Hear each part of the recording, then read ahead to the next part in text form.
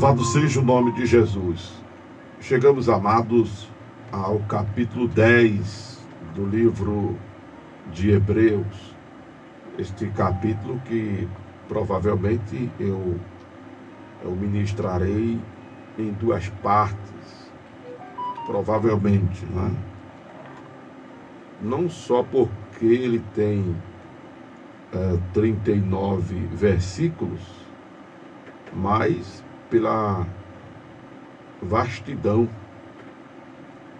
do conteúdo e os seus pormenores, seus detalhes.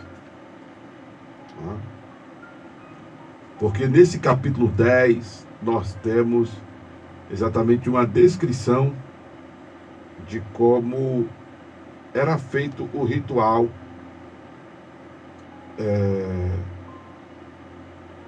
do sacrifício expiatório. Lembrando que a palavra expiação no Velho Testamento significa unir as duas partes que estão separadas, integrar as duas partes que estão separadas como se elas fossem uma só. Para entender melhor o que eu estou dizendo, misture café com leite. Pronto, fica uma coisa só. Né? Entende? Não tem gato inteligente que separe o leite do café nessa ocasião. Só um outro processo químico, se é que exista, para fazer essa decantação do leite com café depois de separado. Como existe o processo da dessalinização, que é tirar o sal, né, da água do mar, tornando-a potável. Né? Então, esse processo químico faz isso. Pois bem, isso é só para dar um exemplo do que é expiação. Como é feito esse processo, o resultado do processo, né? De unir as partes que estavam distantes, tornando-as uma só. Aí Paulo diz, em outro momento, ele falando: vivo não mais eu, mas Cristo vive em mim. Jesus também disse que Ele é um conosco, como Ele é um com o Pai, quer que nós sejamos um entre nós. Louvado seja Deus. Então a ideia é essa integração, essa união indissolúvel.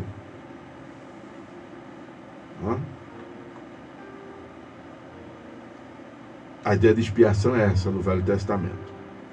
Como era feita a expiação? Que tem a ver com o processo da purificação, do perdão dos pecados.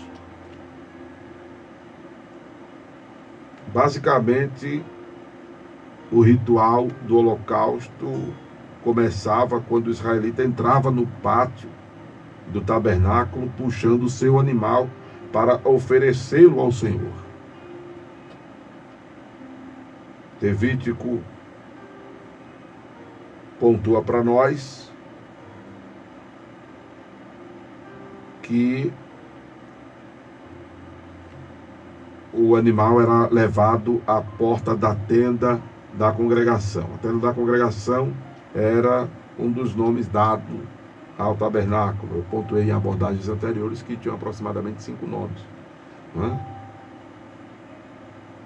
Então ele era levado até a porta da tenda da congregação, ou ao tabernáculo, ou ao lugar santo, ou ao santuário. E a vítima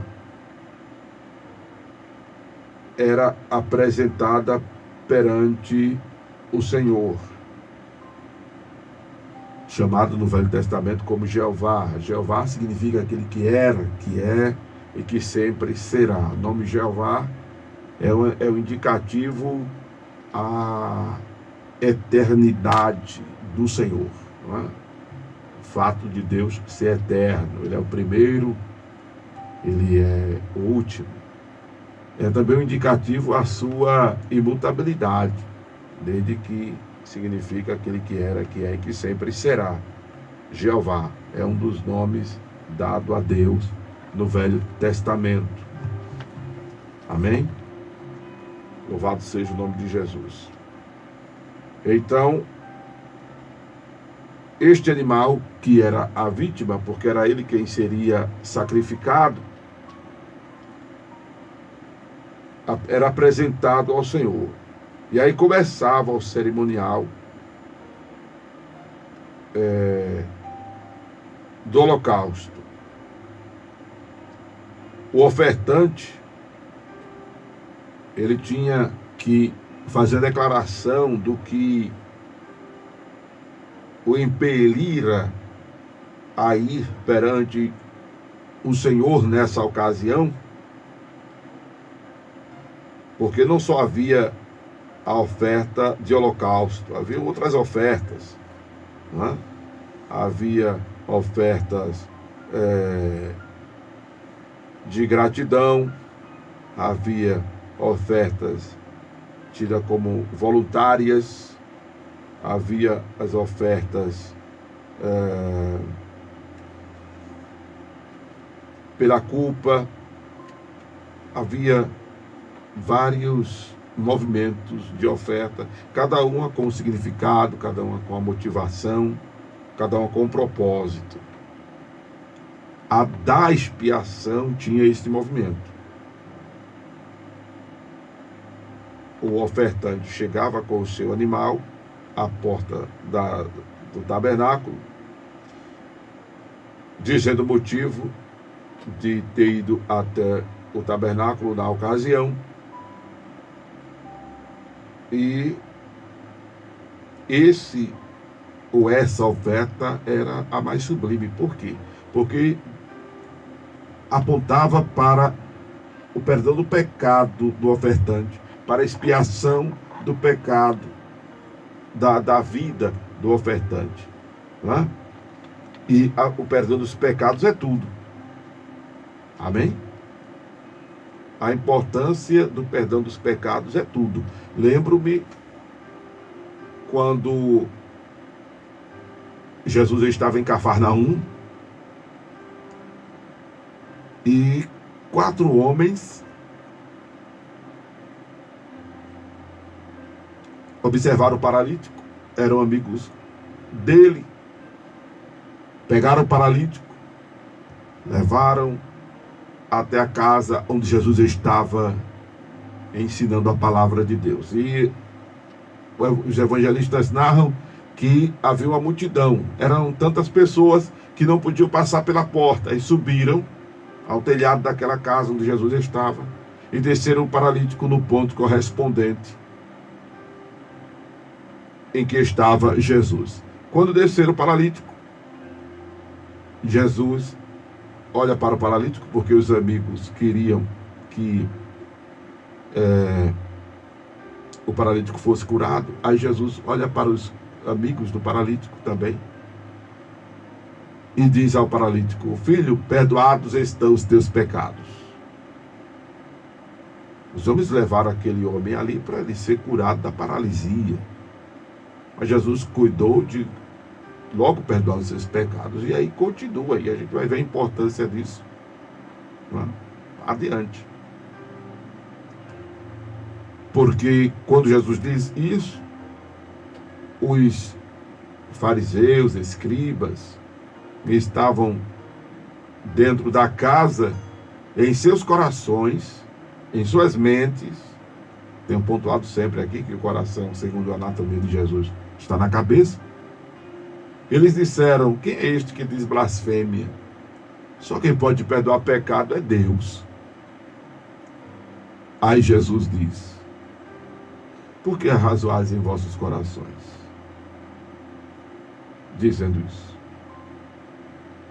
para que vocês saibam que o Filho do Homem tem poder na terra, aleluia, para perdoar pecados. Paralítico, Não, aí Jesus antes pergunta, que é mais fácil dizer, perdoa os teus pecados, ou levanta e anda? É mais fácil. É mais fácil dizer, perdoa os teus pecados, ninguém está vendo. Né? Qual é o processo? Não é verdade? Ninguém está vendo a remoção da mácula. Não é verdade, irmãos? Ninguém está vendo o espírito sendo alvejado. Não é? Ninguém está vendo o espírito está sendo purificado, está sendo limpo. Sem tirar da sujeira, sem tirar da mácula, ninguém está vendo. Então é mais fácil dizer, perdoados estão os teus pecados. Ou dizer, paralítico, levanta e anda. Vai que o caba não levante. Vai que o caba não ande. E aí? O vexame vai ser grande, né? A vergonha vai ser grande. Pois bem, para quem saibais que o Filho do Homem tem poder na terra para perdoar os pecados, paralítico, levanta e anda. Aleluia. E o homem se levantou e andou. Oh, glória a Jesus. Jesus cuidou de perdoar logo os pecados do homem, porque se aquele homem morresse paralítico, ele iria para o céu e herdaria um corpo novo e não seria paralítico. Porque no céu, estava dizendo em um sepultamento que fiz antes deste dia, no céu não haverá doença, não haverá pranto, não haverá choro, não haverá dor. E agora também afirmo, no céu não haverá paralisia. Louvado seja o nome de Jesus. Então, um homem morrendo paralítico, quando ele ressuscitasse, ele ressuscitaria perfeito. Porque a exemplo de outras coisas, anomalias, patologias, doenças, enfim, tudo isso é consequência do pecado. Pecado que trouxe essa mutação, né? A vida humana. O pecado que tornou o nosso corpo corruptível. Ou seja, envelhecemos, adoecemos, morremos. Alguns nem envelhecem, já morrem. Não é? Alguns nem adoecem, já morrem. Enfim, o pecado, inclusive, trouxe o maior dos males, que foi a morte. Como diz o Senhor, o salário do pecado é a morte. Mas Jesus venceu o pecado, e isso é o que norteia o contexto de Hebreus, e em especial esse capítulo de número 10. Jesus vence o pecado, como já vimos no capítulo 4, verso 15, que em tudo ele foi tentado, mas não pecou, como já vimos em Filipenses, que ele fez e que ele foi obediente até a morte de cruz.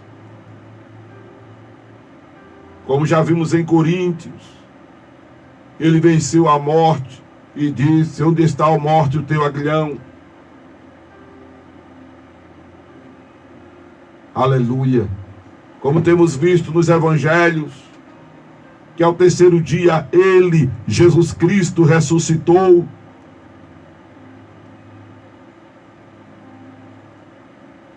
Louvado seja o nome de Jesus. E é por essas e tantas outras razões, amados, que Jesus Cristo deve ser adorado, deve ser louvado, deve ser comunicado, anunciado. Devemos levar o nome de Jesus, é a sua história, a sua vida, o seu sacrifício. Aleluia. É por isso que devemos tornar Jesus Cristo conhecido, porque foi exatamente a sua morte que garantiu para nós a redenção, o perdão dos pecados, a salvação, a vida eterna.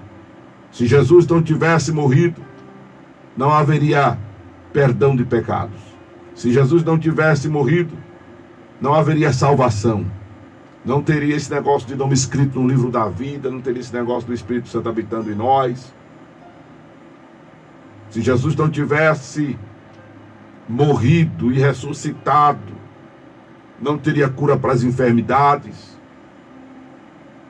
Em suma, diz Paulo aos Coríntios, vã seria a nossa pregação e a nossa fé. Nada disso estaria fazendo sentido. Nada disso teria importância se Jesus não tivesse morrido e ressuscitado ao terceiro dia. Por isso que, é claro, é óbvio, como está escrito aqui neste capítulo 10 de Hebreus, acompanha comigo aí, que versículo de número 4. Porque é impossível que o sangue de touros e de bodes tire pecado. Impossível.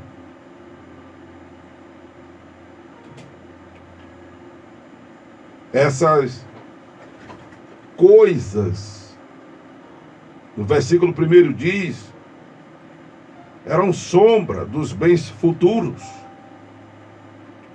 e não a imagem exata das coisas. Aleluia. Pelo que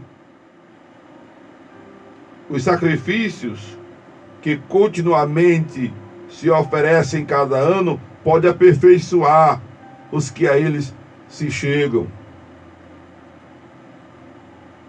De outra maneira, teriam deixado de se oferecer, porque, purificados uma vez, os ministrantes nunca mais teriam consciência de pecado. Louvado seja o nome do Senhor.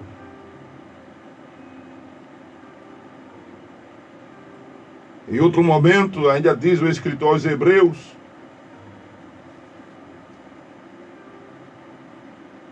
que holocaustos e oblações pelo pecado não agradaram a Deus. Que sacrifícios e ofertas e holocaustos e oblações pelo pecado ele não quis, nem o agradavam.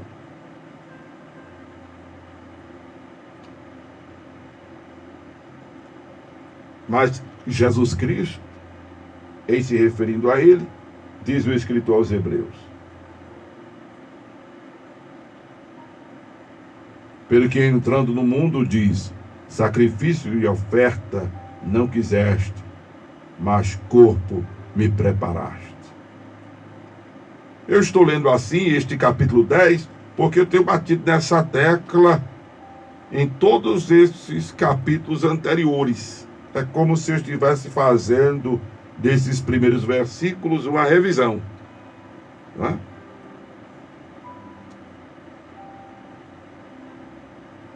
Mostrando aos irmãos, aleluia, o quão sublime era a oferta de holocausto. Porque dizia respeito ao perdão dos pecados dos ofertantes. E o perdão dos pecados para nós é tudo. Porque o pecado, diz o profeta Isaías, do Senhor através do profeta, encobre o seu rosto de nós.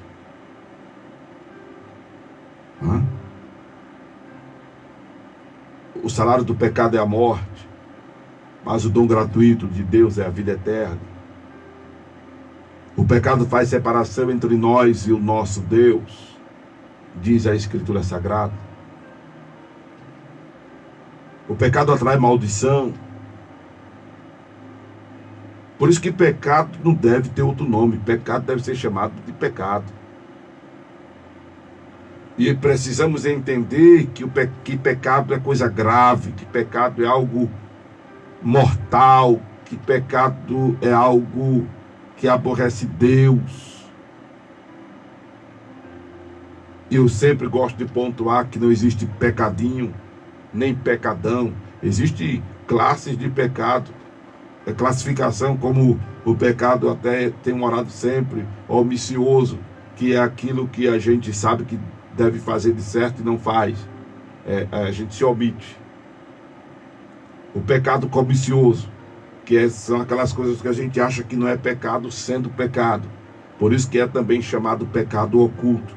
Pecado oculto não é porque o pastor não vê, o irmão não vê, não é porque Deus não vê, não tem nada que Deus não veja, Deus vê tudo. Mas porque é oculto, porque também é chamado pecado por ignorância. É porque eu não sei, de repente, que é pecado, isso sendo pecado. E quem diz o que é pecado é a Bíblia. Quem diz o que é pecado somos nós, pastores.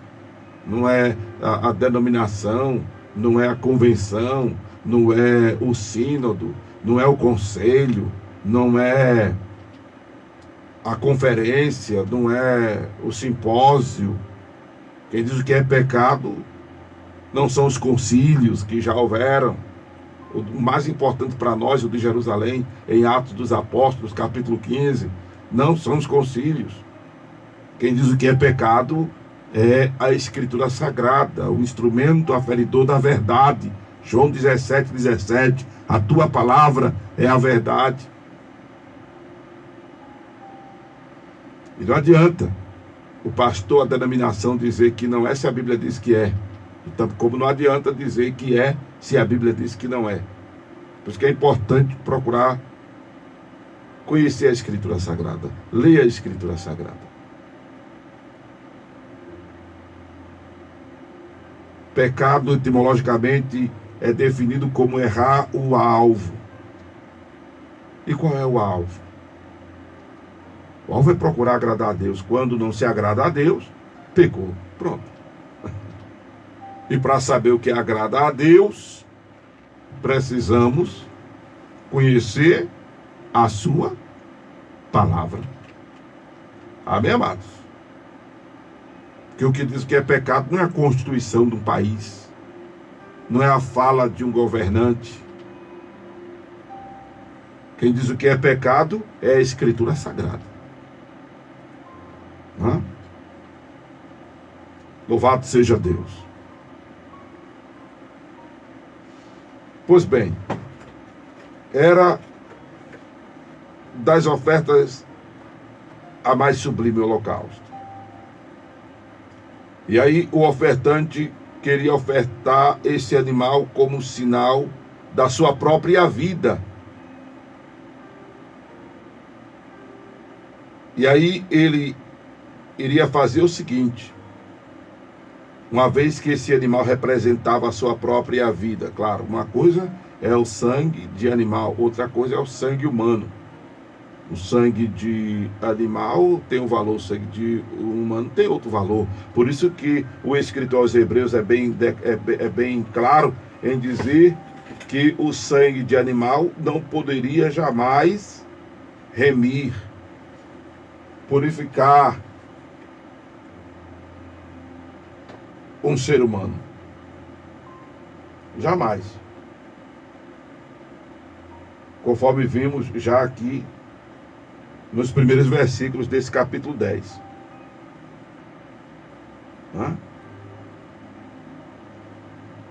Mas, como as ofertas do Velho Testamento eram como sombra dos bens futuros, usando a fala do escritor aos Hebreus,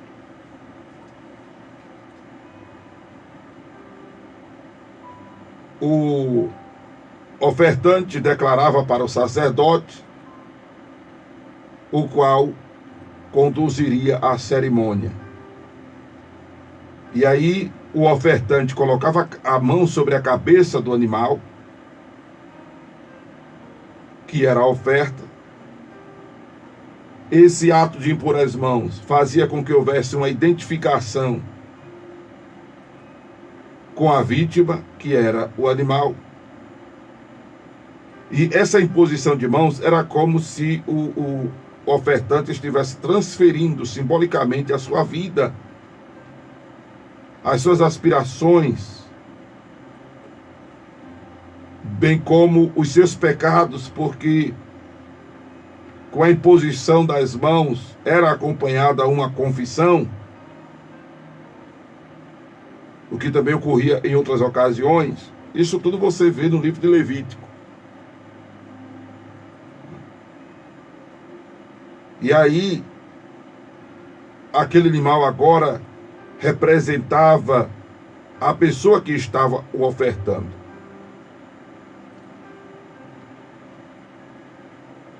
E aí era executada a expiação. É por isso que a morte de Jesus é expiatória. Porque a morte de Jesus foi em nosso lugar. Expiatória, porque o propósito da morte de Jesus, senhoras e senhores, foi exatamente nos unir a Deus. Jesus, diz o escritor, diz o profeta Isaías, ele levou sobre si nossas dores, nossas enfermidades, e pelas suas pisaduras nós fomos sarados. É por isso que hoje, mais do que nunca, em todos os momentos, a confissão a Jesus Cristo é fundamental. Se você percebe toda oração que eu faço, eu começo pedindo perdão. Mas pastor, se eu pecar tanto assim, eu não quero nem saber. Faço das palavras de Paulo as minhas. Na época de Paulo, ele era o principal. Nessa época, o principal dos pecadores sou eu. É necessário pedir perdão sempre. Glória a Deus. E eu quero dizer a você, nesta oportunidade, antes que eu esqueça, que o perdão do Senhor, ele é automático. Ele é imediato. Não existe carência para o perdão divino. De você pedir perdão agora e Deus só lhe perdoar daqui a 3 meses, 6 meses, 1 ano. Por que eu estou falando isso? Porque algumas denominações têm a norma da disciplina que biblicamente não tem fundamento. Deixa eu adiantar aqui. Biblicamente não tem fundamento. Porque a disciplina que as denominações estabelecem é excomungar, que é um termo católico, é excomungar as pessoas. Como é que a pessoa vai vencer a carne, resistir ao pecado, ela fora do ambiente de celebração, fora do convívio, é distante do convívio com os irmãos? Como você vai vencer o pecado sem se encher de Jesus? Para o que não presta sair, você precisa se encher de Jesus. E você se enche de Jesus orando, lendo Bíblia, na igreja, comendo o pão da ceia, bebendo o vinho da ceia. Aleluia. Você só vai vencer o que não presta, e só vai sair o que não presta, você se enchendo de Jesus Cristo. Então não deixe de cear por nada. Não deixe de ir ao culto por nada. Não deixe de orar, não deixe de ler a palavra. Procure se encher de Jesus. Para o que existe em você, você sabe que não presta, saia. Para que você melhore. Melhore como cristão. Melhore a sua relação com Deus. Porque se você melhorar como cristão, você vai melhorar como gente. Se você melhorar como cristão, você vai melhorar como esposo, como esposa, como filho, como pai. Se você melhorar como cristão, você vai melhorar como quem compra, como quem vende, como quem recebe, como quem paga, como quem passa o troco, como patrão, como empregado. Se você melhorar como crente, você melhorará como gente. Aleluia. E para melhorar, precisamos nos encher de Jesus Cristo. Louvado seja Deus. Louvado seja Deus. O perdão do Senhor, ele é imediato. 1 João 1,9. Se confessarmos os nossos pecados, ele é fiel e justo para nos perdoar os pecados e nos purificar de toda a injustiça.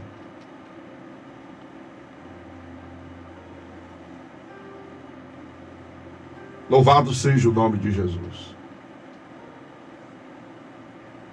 Vamos voltar para Hebreus, né? Vamos voltar para a cerimônia aqui, aleluia, do holocausto. Mas é isso. É a palavra de Deus, irmãos. São essas verdades que precisam ser pregadas nos púlpitos. Primeiro, sobre a gravidade do pecado, para que haja temor nas pessoas. Não é? Porque havendo temor, haverá bênção. Aleluia. Escreve isso aí.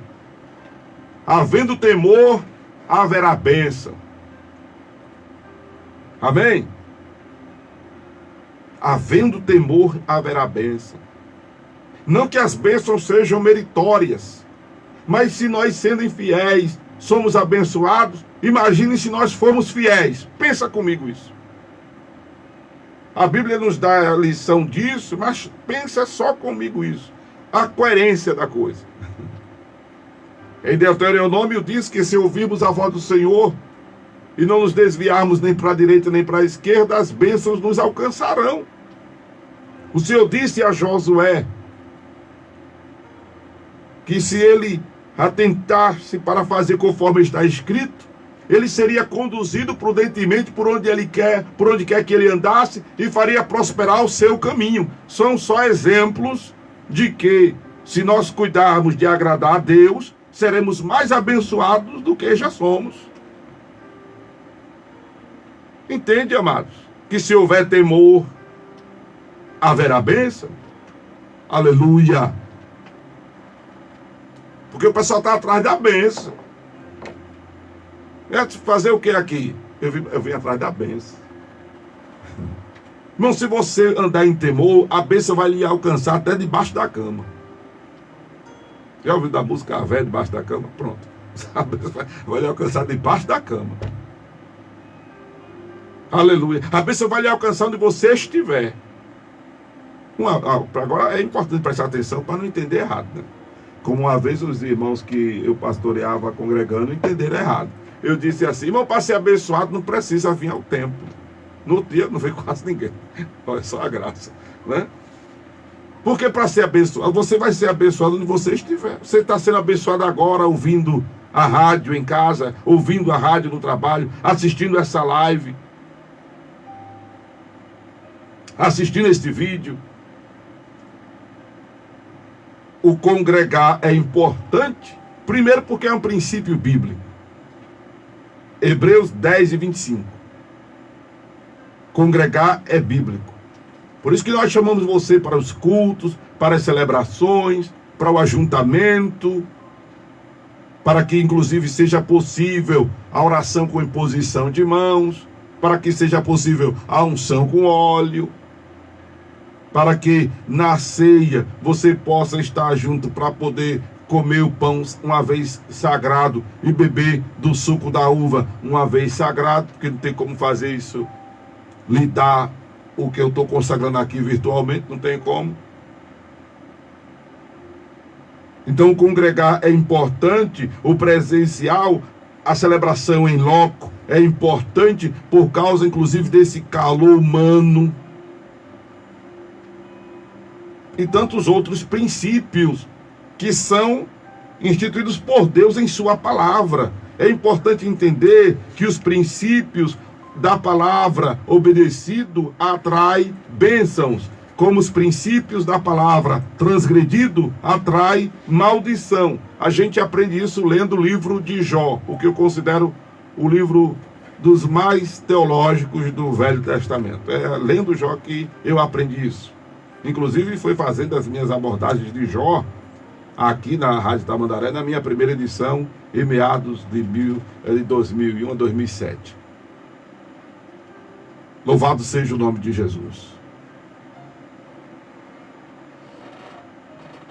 Princípios bíblicos, verdades bíblicas, aí são irrevogáveis, são atemporais. Se você os vive, o Deus que vela sobre a palavra dele para a cumprir, aleluia, escreve embaixo, assina embaixo. Porque eu já disse e volto a dizer, Deus não tem responsabilidade nenhuma com a vida de ninguém. A vida é sua, cuide de preservá-la. Preste atenção às suas escolhas, às suas tomadas de decisões. Enfim, a responsabilidade é sua. Você querendo ou não, a responsabilidade é sua. E Deus não tem responsabilidade com a vida de ninguém. Agora ele tem compromisso com a palavra dele. E se a palavra dele está em nós, inclusive está escrito assim: se vós estiverdes em mim e as minhas palavras estiverem em vós, pedireis o que quiserdes e vos será feito. Louvado seja Deus. O pedir já é uma redundância, já é uma reiteração do Senhor. Porque fato é que quando há temor, há bênção, e essas bênçãos fluem. Aleluia. Essas bênçãos fluem. Por isso que está escrito: buscar em primeiro lugar o reino de Deus e a sua justiça, e as demais coisas vos serão acrescentadas. Aí Jesus disse aos discípulos: não vivam como vivem os gentios, ansiosos, inquietos sobre o que vão comer, o que vão calçar, o que vão vestir, o que vão beber. De certo, o Pai Celestial sabe que necessitais de todas essas coisas. Vede as aves do céu, elas não plantam nem ceifam. Vede os lírios do campo, nem Salomão em sua glória se vestiu como qualquer um deles. Assim vale muito mais vocês para Deus. Você é muito importante para Deus. Você é muito importante para Deus. Ei, você. Ei, você é muito importante para Deus. Você é um ser humano. Você é a coroa da criação. Você é a obra-prima das mãos de Deus. Você é a... Eu gosto quando os homens dizem isso. Eu dizia na igreja. Eu gosto quando os homens dizem isso. Eu sou... Diga comigo. Os homens. Só quero ouvir os homens. Os homens digitando no Instagram. Os homens digitando no YouTube.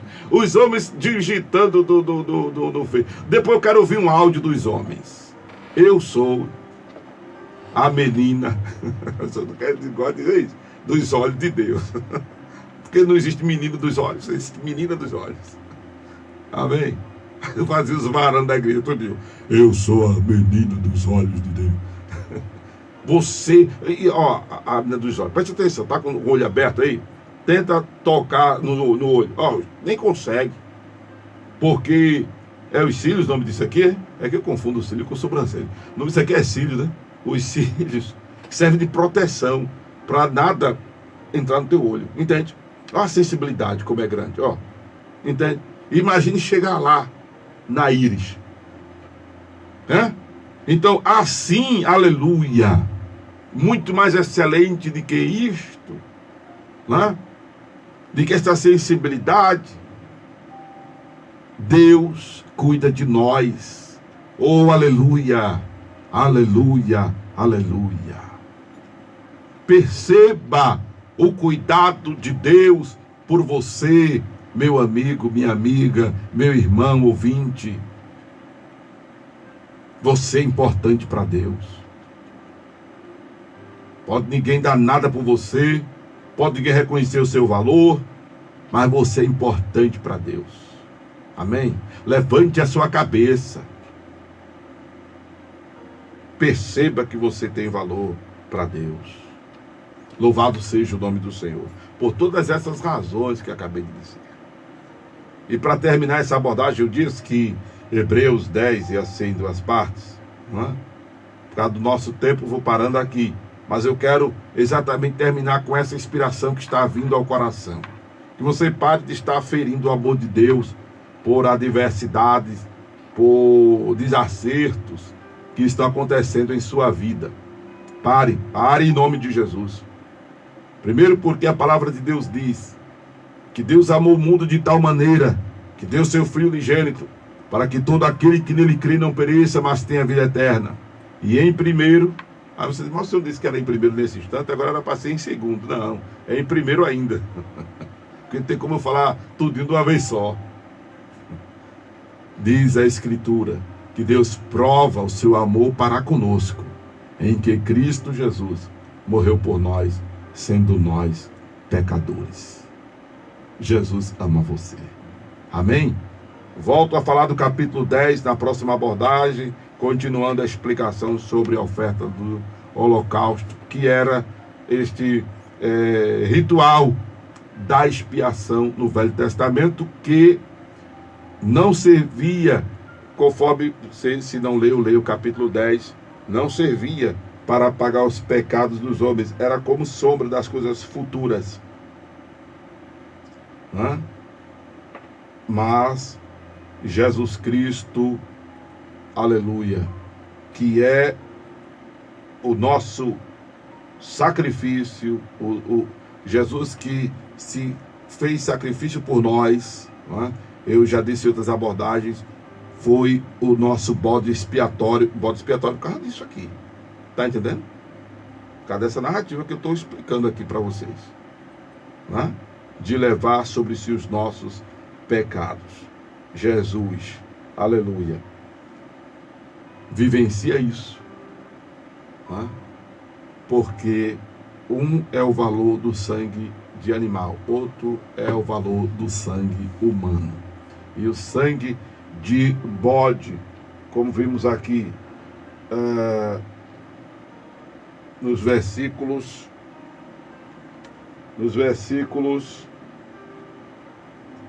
sacrifício, pronto, versículo 4, sangue de touros e de bodes é impossível que tire pecado, mas o sangue de Jesus, aleluia,